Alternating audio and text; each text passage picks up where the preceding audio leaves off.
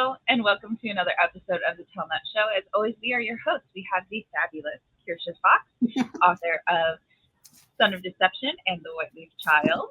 She's a homeschooling mom of four, avid reader, and gamer. And my co host is Julia J.K. Allen, editor, author, and author coach. She's a fantasy and horror author who loves to put magic in everything. Thanks so much for joining us. Our guest tonight is Dr. Katherine Hutchinson Hayes. She's an author, speaker, educational consultant, podcaster, and editor. She has had her hand in leadership for many years. She loves speaking to groups and delivering messages with quick wit and real life stories. So thank you so much for joining us. Yes, welcome to the show. Yeah, I'm delighted to be here. Thank you. Yes. So tell us a little bit about your writing author journey. Like what started you with writing and what does it look like for you so far?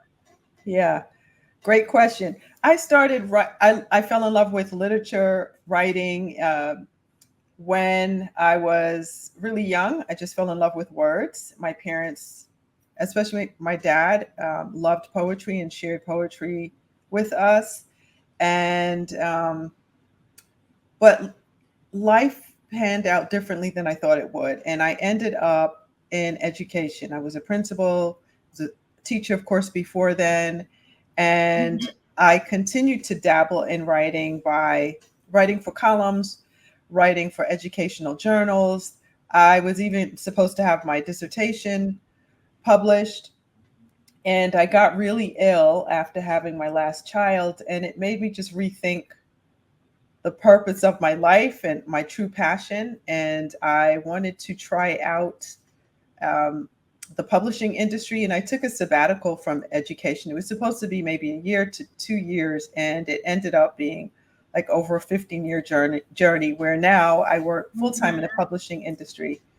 And I started out just writing curriculum, doing what I knew for churches and women's programs and also children's programs. And it morphed into more and more responsibilities. I got into editing, I got into sensitivity reading, and then I published my first, it was like a devotional. I published a Bible study, and this year I released my first thriller. Well, congratulations on releasing your first thriller. I know it's such an accomplishment to write a book, let alone see it through to the end of getting published and all of that stuff. Yeah. So big kudos on that. Yeah. And this thriller is your third publication, right? Your third book? Right. Yeah. Yeah. Sorry, listening to all that reminded me of the old saying, if you want something done, ask a busy person. Right. Somebody who's capable. You're getting things done. Love it. Okay. So can you tell us a little bit about your writing process? How do you go from idea to finished draft? Yeah. Well, part of my responsibilities is I write for several publications. I'm a regular columnist to a number of publications. And some of them, there is a typeset theme. Like I write for a journal that is inspirational writing to uplift writers, right? So we know the theme is uplifting other writers. So you just go for it in that whole theme. But then I also write for like an editor's blog. So I have to think of encouragement for editors or things that editors would want to know. So some things are just kind of set in place. But in terms of my own writing, if I want to do my own creative writing, my process is I start with the seed of an idea. What if? It starts with an interesting what if or a story that I thought was really interesting. And then I build a set of characters off of that. I started out as a serious plotter because of my background in nonfiction writing, where you really have to plot and be organized. But I am now, I would say, a plantser, where I do have some kind of organization and outlining, but then I kind of fly by the seat of my pants. Right. So what is it? A plantser, right? That's what they call it. Yeah. I find that a lot of people are kind of hybrids anyways, because it's more of a spectrum, right? So you have the like super plotters on one end, the super pantsers on the other, but everyone kind of has like ideas of like my colleague Katie Zelitis calls it her to-do list. So she's a pantser, but she has her to-do list like get eggs, milk, find the fae, slay the dragon, save the princess kind of thing. So she's got her big ones in her head of what beats she wants to hit. Right. So I love people that kind of embrace both sides of it and welcome in all the chaos of both sides. Yeah. I also feel that with all of your experience and when you've gone through a thing so many times, you know the beats. You don't have to plot them out so much on paper and pen. You know the beats. You feel them. The writing becomes more intuitive. Right. Yeah. That's very true. Okay. So what would you consider, the most important part of writing to you? The most important part of writing is actually writing. It's not the easiest part. No, It's actually sitting down and it's actually being disciplined. You know, as an author, you are self-employed and self-managed. Even if you have a deadline and you have to get something into a publisher at a certain time and all of that, but you really have to manage yourself. And most of us, we do other things than just write. I'm blessed where I work full time in the publishing industry, but I don't make money from just writing. I very few of us do. So I edit, I speak at conferences, I do workshops. Those are all of the other things I do to make actual money in the publishing industry. I manage a position with Embolden Agency where I just became their production editor. So those are the kinds of things I have to do. So to actually write, I have to make sure that it's on my schedule and I stick to it. And for me, I have different accountability groups. Like I have a critique group, 2 critique groups that I work with. I have an accountability group that's we all have the same mentor, and that's really important to me because it's more big picture and keeping you accountable as to what are your big targets. And so for me, I also work with a mentor, and with him, I'm working on like a chapter or 2 a week, sometimes more. But having those accountability partners really pushes me and helps me to, get to the next chapter. Those are all really good points. Yeah, that's one thing I did enjoy about going to school and studying creative writing at school was like the built-in accountability, the workshop, getting feedback from others is so important to the writing process, I feel. And one of the major benefits of doing schooling for creative writing, because you absolutely don't have to go to school to write, absolutely not. But I love that having that accountability of like a writer's group or something that you're involved in later on. That's wonderful. Okay, so for your thriller, do you lean more on like characters or plot? Like which came first? I would say the plot came first. It was the seed of an idea. It was based on what my husband did. He worked in the intelligence agency, and there were some stories that stuck with me and resonated with me. And I clung to one of these plots based on a story that I heard. And I fleshed out the plot based on the character. So the plot came first and then came the character. But my stories are very character driven. I have readers who are very invested in the characters, which is why I ended up writing the second book in the series based on a character that people really had a lot to say about. And the third book I'm working on now, it's the same thing. It was an unlikely secondary character where people just love this particular character, and now I'm writing her story. I love when that happens, though, when you get to explore a different angle of the story than you were looking at originally. One of the ways I got out of writer's block one time was by writing from a point of view from a character that would never have a point of view.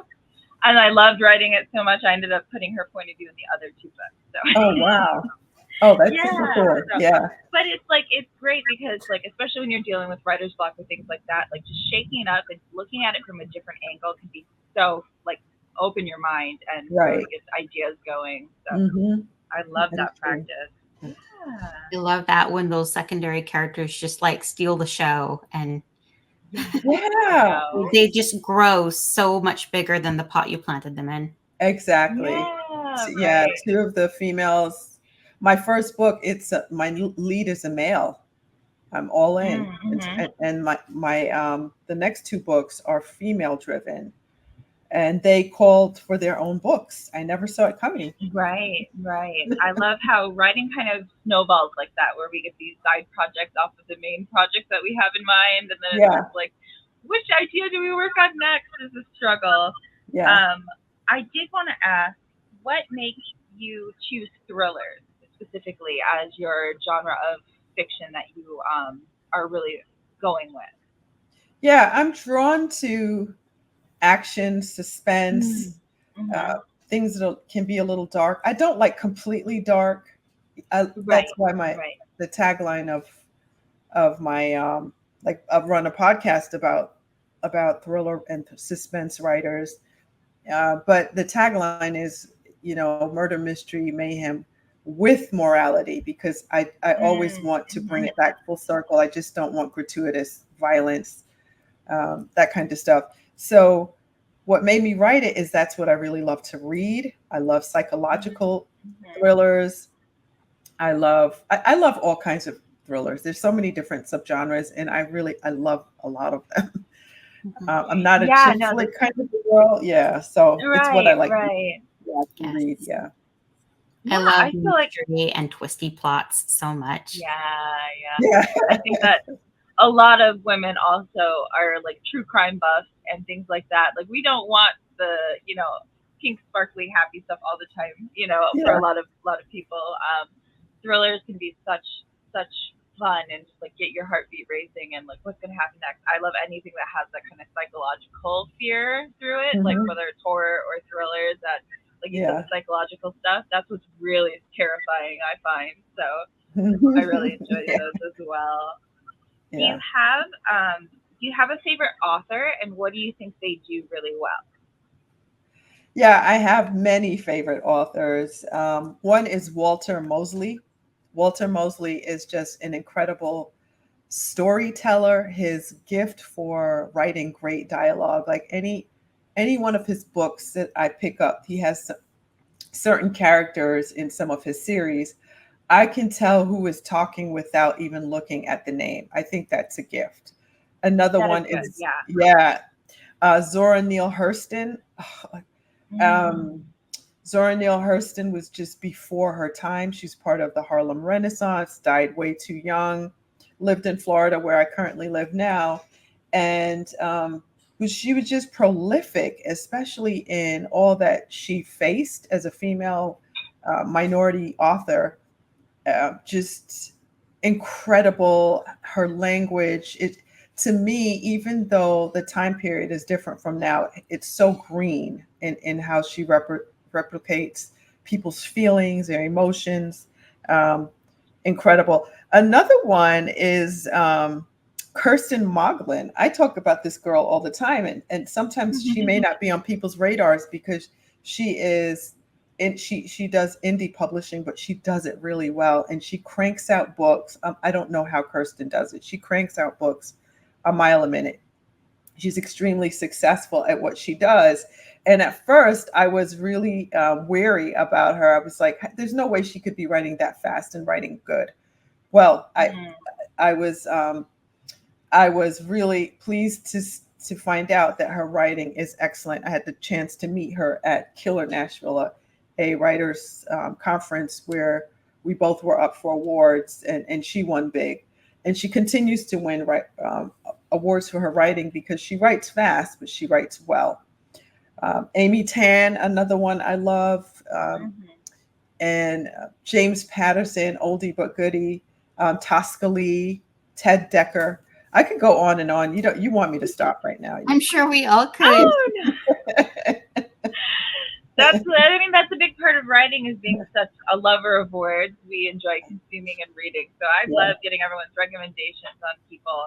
And yes, there are those few that it's just like, when they can write fast and write well, I'm just like, what did you do in your past life to be so blessed, right? Like, yeah, and I wanted to, I wanted her to be like Snooty or something. I met her; she's so cool. We met a couple of that times. makes it worse, right? Like I'm That thinking almost about makes it Kirsten. worse. Yeah, I was like, I just don't want to like her, but I just really loved her. She was Oh, that's cool and wonderful. talented. Yeah. Yes. Yeah, I'm very good friends with a rapid release author, and it kills me just how good her books are. Whereas it takes me like, I'm on my second year working on this book. Oh, wow. Yeah, same. Yeah, I totally get. Another one is Jennifer Jennings. She writes it. She writes historical, like biblical fiction, but writes fast and does it really well, and a gifted storyteller. Yeah. So these are some of these two people the last two people I mentioned, Kirsten and Jennifer. These are people that they actually make money on their books, which is yeah, the dream. Living the dream. Yes. Right. We need to know more about this.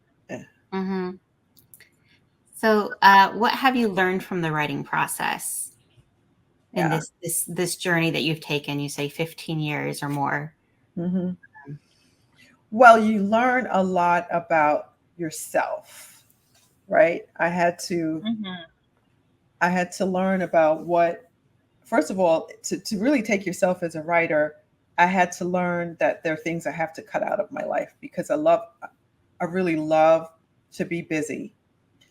But it's important to be busy and productive, and to be busy, productive, and actually working in the publishing industry.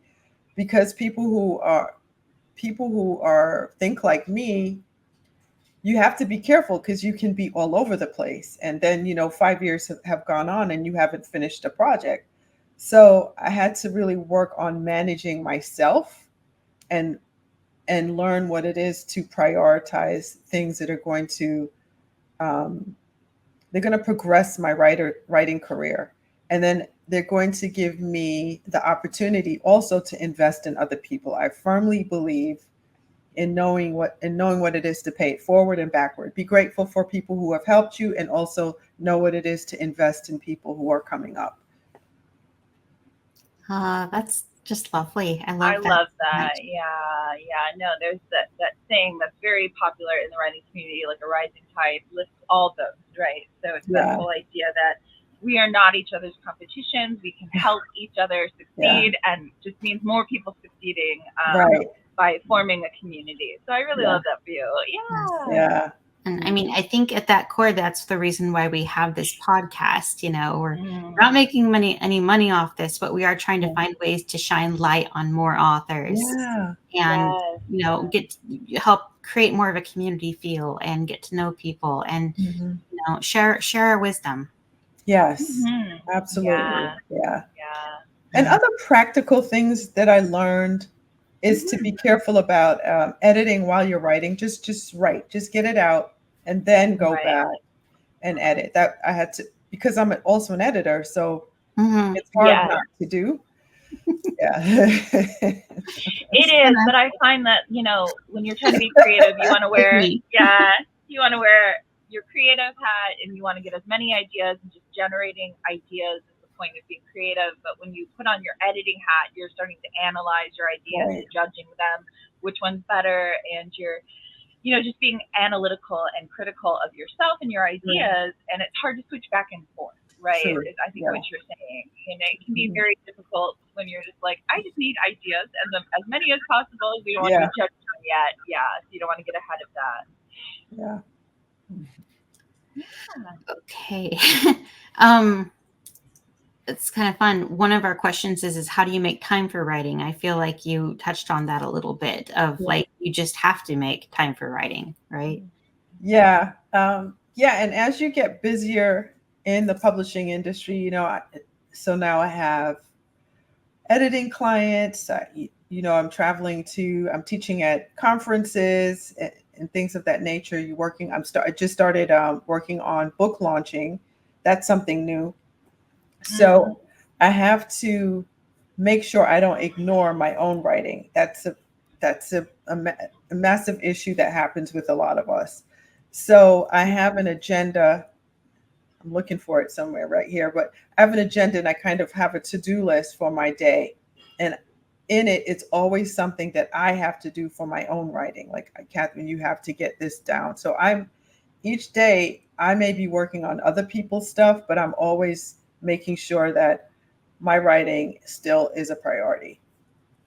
That is so important, especially like when you get into editing and sensitivity reading and all that other stuff that you do. It's very easy to then be like, well, my stuff, I can push the deadline back. Right. Yeah. Then you get into that trap of like, I pushed the deadline back for a year already. Yeah. Exactly. Yeah. Oh my gosh. Right. All right. Again, they're doing that.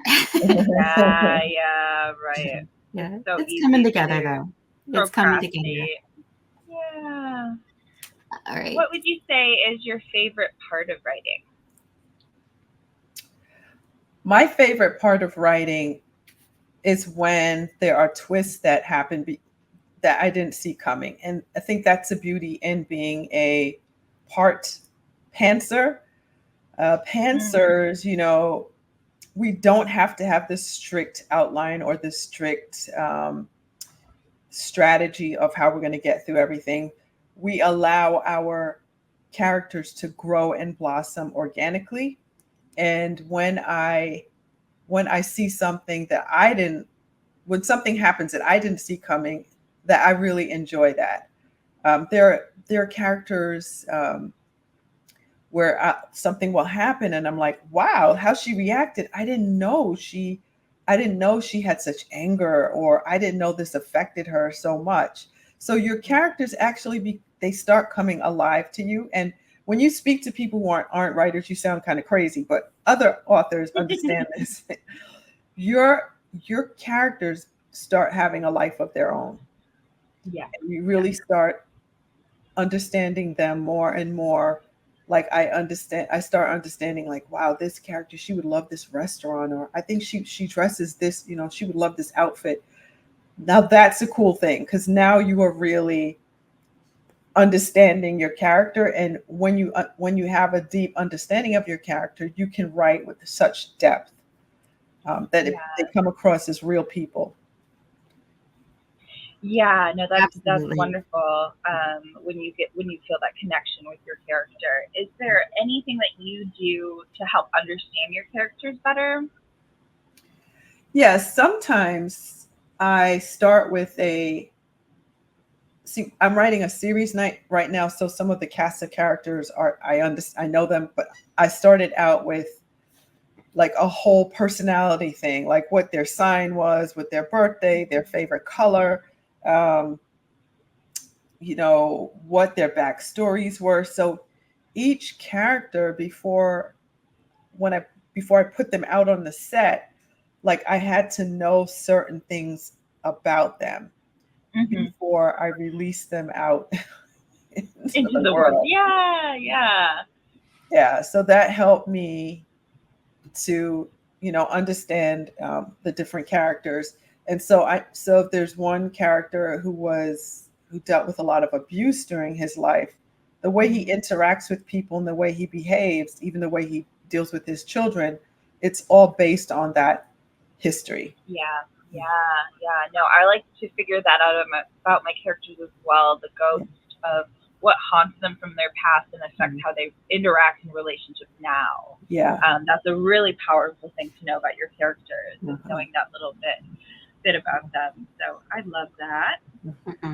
So but yes, everything you say, I completely agree with. I'm sitting here just glowing for love for my own characters and how much I know about them and how much they're very real to me. And the one guy who's self-aware, like, I'm like, hey, what are you up to? And he's like, I'm not telling you yet. You have to figure it out. It's like they snark back to you sometimes. Like, yeah, it's true. And I don't know if this has ever happened to you, but sometimes I've had a character, I was like, I don't know if they're bad or good yet. Mm-hmm. I'm not Right. sure. They could be the Right. villain, but then things happen and I'm like, they aren't the bad guy. They're Right. just misunderstood. Right. I don't know if that ever happens to you. Mm-hmm.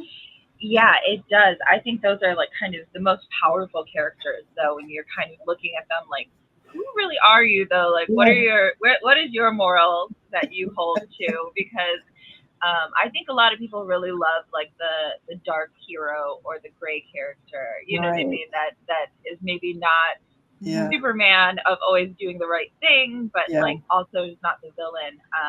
Because it just feels they feel so real to us. Mhm. Yeah. Yes. Yeah. I write a lot of characters who are just doing the best they can with what they have. Right. And Right. they kind of have to choose, am I going to do the right thing or am I going to do the good thing or Yeah. do the selfish Do what's thing? just good for me. Yeah. Yes. Yeah. Yes. Mhm. Yeah. Yeah. All Okay, right. so the flip side to that question, do we have a least favorite part of writing?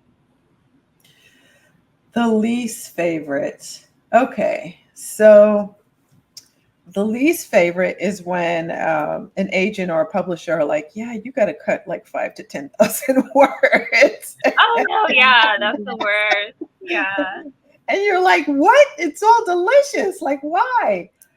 That's so hard. So, yes, if I'm thinking about a project right now that I have to go back in. It's not that they don't love it, that people don't love it, but they need it to be a certain word count. And there's a whole recipe for that.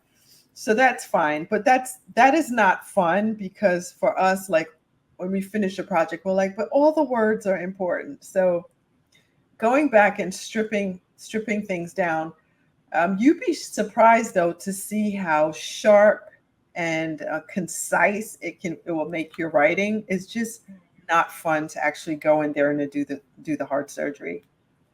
Mm-hmm. It is Don't enjoy not, yeah. It is not easy at all. Unfortunately, it seems like our attention spans as readers are getting shorter and shorter. So I think we get asked that as writers, like, oh, you might want to look at your word count. Yeah, a little bit more than we'd like, but Yeah. Short is hard for me, definitely. I recently submitted to an anthology, and the word maximum was 8,000. I came in at like 7,996 or something. yeah, Just trying it's to, under the wire. Yeah. yes, just under the wire. Same, yeah. Yeah. It makes me feel better because what I do is I have a folder and I take all my stuff that I have to cut and I put this in a folder to make myself feel better that, oh, you can go back and get stuff. Oh yeah, you can Yeah, recycle. no, I never. all of Yeah, I that. never delete anything. Yeah. I have a leftovers and a graveyard. So the Oh, that's graveyards where good. things, yeah, they mostly go to die, but sometimes you can get like the spark of an idea from something, and then Yeah. the leftovers are like, I like that turn of phrase or that Okay. sentence structure, and yeah, so I I'll love it. peruse those randomly to get some ideas for new things. Yeah. Yeah, because I'm definitely one of those, like, I can't delete it forever and have it just be gone. Those are my precious words. Yeah. It's too hard to do that. Yeah. Mhm. It is.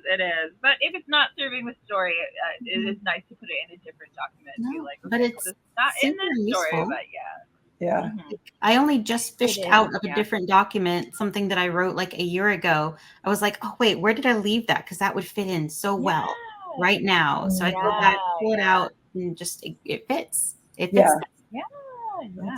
That's good. Yeah. There's no wasted words this way. Yeah. Mhm. All right. Do you ever get writer's block, and how do you deal with it?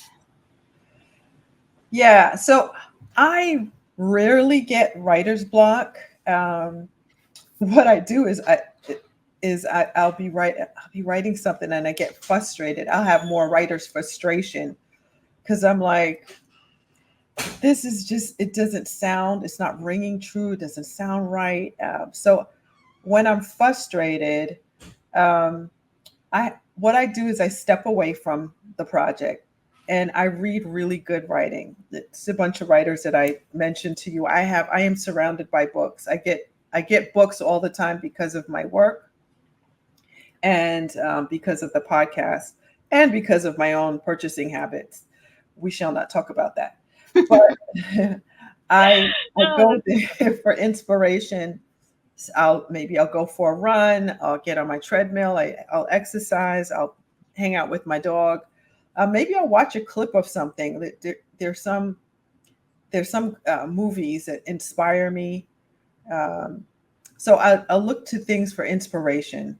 So I do a multitude of those kinds of things and see which one clicks and works. And then I do things like treat myself. So I will, when I say treat myself, I try to make my environment when I write lush. So I go back, I'll make myself a nice cup of tea, or I'll ask one of my kids to make it. And I'll light candles, I'll play music. So those kinds of things help me through writer frustration. Yeah, no, I love that. I love all of those answers because it's like, set the environment, set the atmosphere for yourself, treat yourself, right? I love that.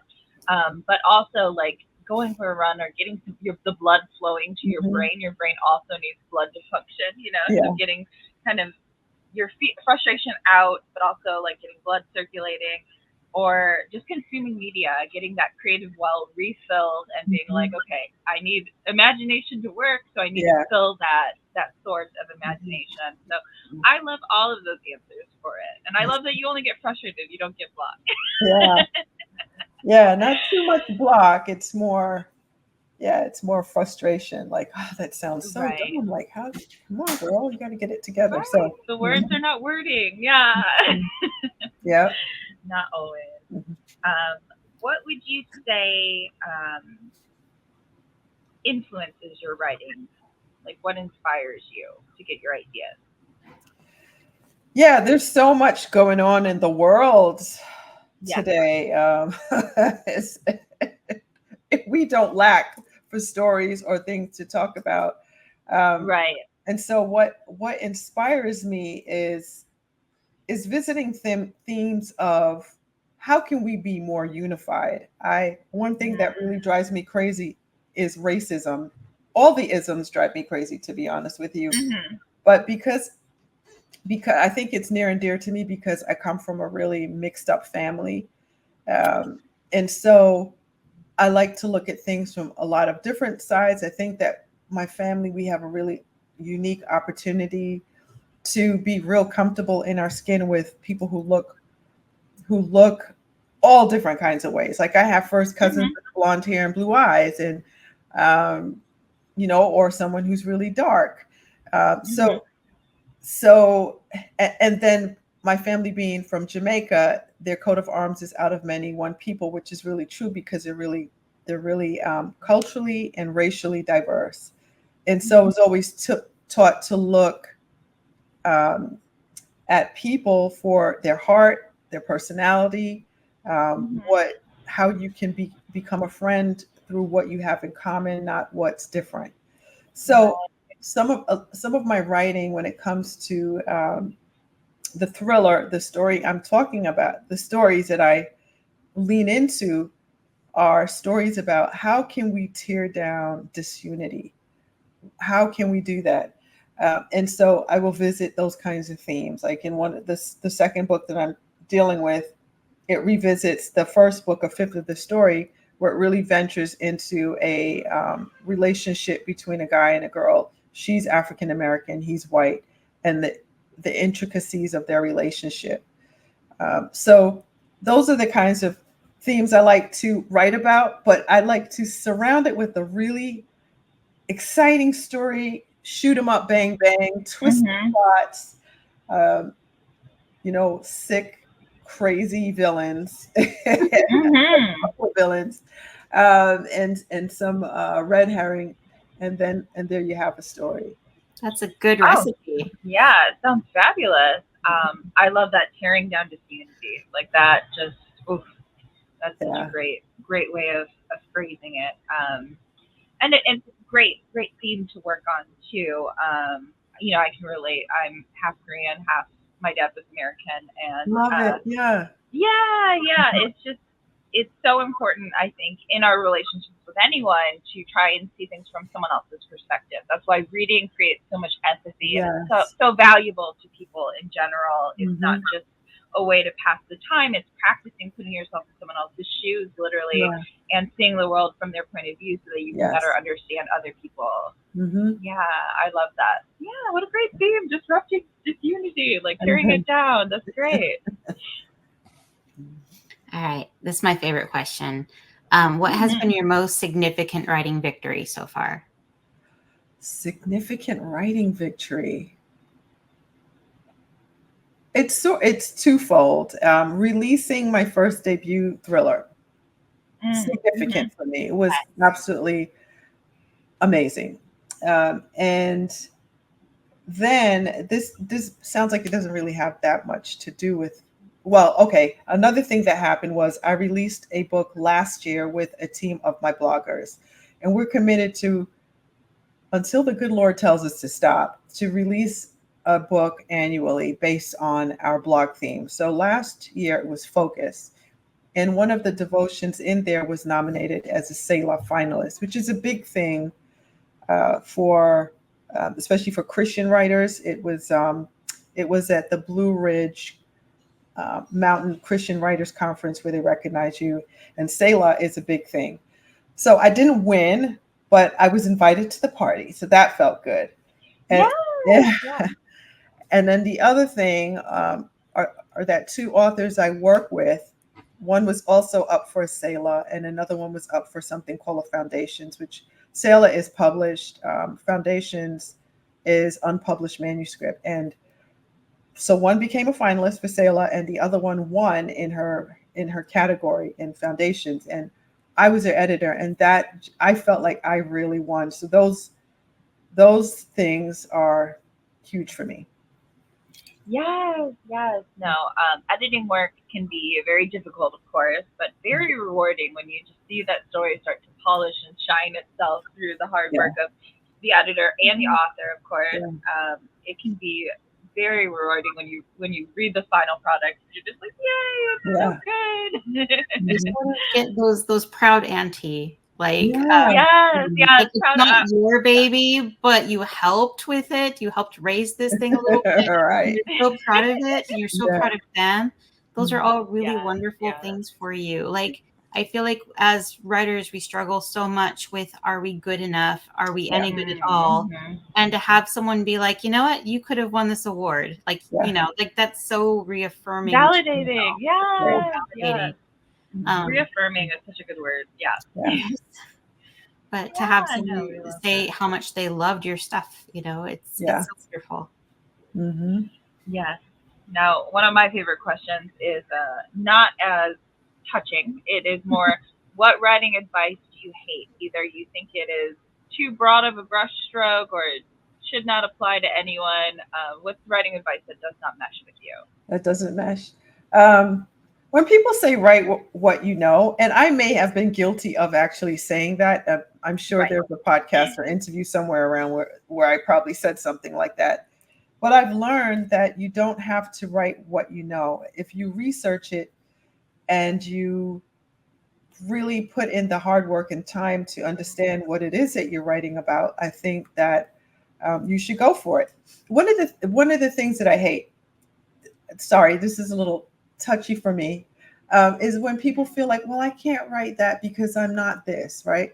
I can't write about African Americans because I'm white, or I can't write about whites because I'm black, or I can't write about, you have to do the hard work. Yes, you maybe should hire a sensitivity reader, really do your research, be in community with people who are different from you and really learn and be embedded in that community.